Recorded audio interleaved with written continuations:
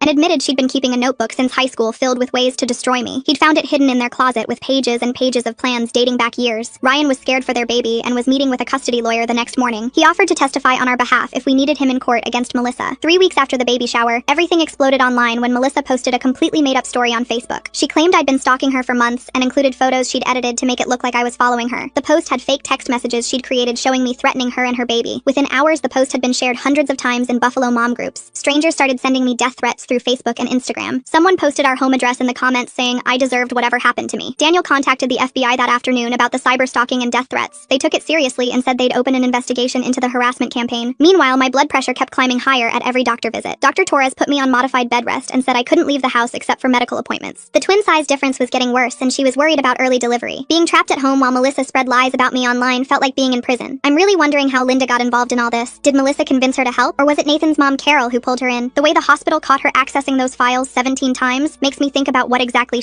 I watched from bed as the hate comments poured in on every social media platform. Grace started taking screenshots of everything for a defamation lawsuit she was helping us file. She documented every lie, every threat, every piece of harassment for our legal team. Daniel took time off work to stay home and take care of me full time. He brought me breakfast in bed every morning and sat next to me reading to the twins. He'd put his hands on my belly and tell them how much we loved them already. His voice was the only thing keeping me sane while our world fell apart around us. 2 days later, the police showed up at our door with news about Linda. She was being arrested for the HIPAA violations and faced up to 10 years in federal prison. The investigation revealed she'd been feeding Melissa information about my pregnancy for months. She'd sent Melissa copies of my ultrasounds, my blood work results, even my weight at each appointment. Nathan filed for divorce that same day, disgusted by what Linda had done to our family. The family was completely broken apart with everyone taking sides and pointing fingers. A month after the baby shower, I was sitting by my bedroom window when I saw a process server walking up to our door. My heart sank as Daniel answered and took the thick envelope of papers. Melissa was suing both of us for alienation of affection and conspiracy to ruin her reputation. She was also suing for emotional distress and claimed we'd turned her family against her on purpose. The lawsuit demanded $500,000 in damages plus legal fees. We were already spending thousands on our lawyer for the restraining order and criminal cases. Now we needed a civil attorney too, and the bills were piling up faster than we could pay them. Emma called that night and told me to come to her office first thing in the morning. I sat across from her desk while she spread out papers and started making lists. She filed 3 separate lawsuits against Melissa for defamation, emotional distress, and harassment. She pressed criminal charges against Carol for the assault at the baby shower. She warned me this could take months or even years to resolve, but we had to fight back. 2 weeks later, I woke up at 3 in the morning with sharp pains shooting through my belly. Daniel drove me to the hospital while I gripped the door handle and tried to breathe through the contractions. The nurse hooked me up to monitors and called Dr. Torres, who rushed in still wearing his pajama pants under his white coat. He gave me shots to stop the labor and explained the twins wouldn't survive if they came now at 24 weeks. I stayed in the hospital for 3 days on bed rest while the contractions slowly stopped. Melissa posted on Facebook about karma catching up to me while I was still hooked up to the monitors. Ryan showed up at my hospital room the second day with flowers hidden under his jacket. He sat in the chair next to my bed and apologized for everything that had happened. He told me Melissa had been prescribed medication for her mental health but refused to take it. He was